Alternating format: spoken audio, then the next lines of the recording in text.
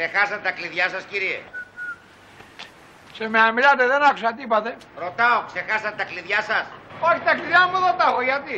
Να σας ρίξω το κλειδί να ανοίξετε την πόρτα. Τι να το κάνω το κλειδί. Μα να ανοίξετε την πόρτα να μπείτε. Και ποιος μου θέλει να μπω. Τότε τι το θέλεις το κλειδί. Και ποιος μου θέλω κλειδί. Τότε γιατί σφυράς. Έτσι γουστάρω και σφυράω. Εγώ νόμιζα ότι σφύριζες επειδή μένεις εδώ. Γιατί όσοι μένουν εδώ πέρα σφυράνε.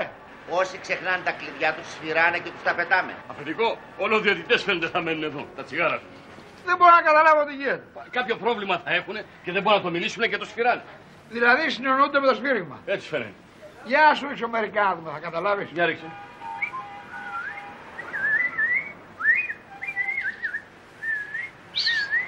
Τι θα γίνει, θα σου ρίξω τα κλειδιά, ναι ή όχι.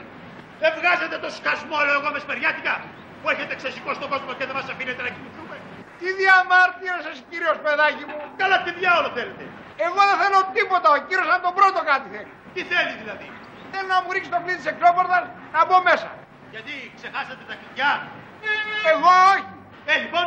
Ξέρω εγώ, μετά λέει ότι νόμιζε ότι μένω μέσα επειδή σφυράω. Εσείς σφυράτε.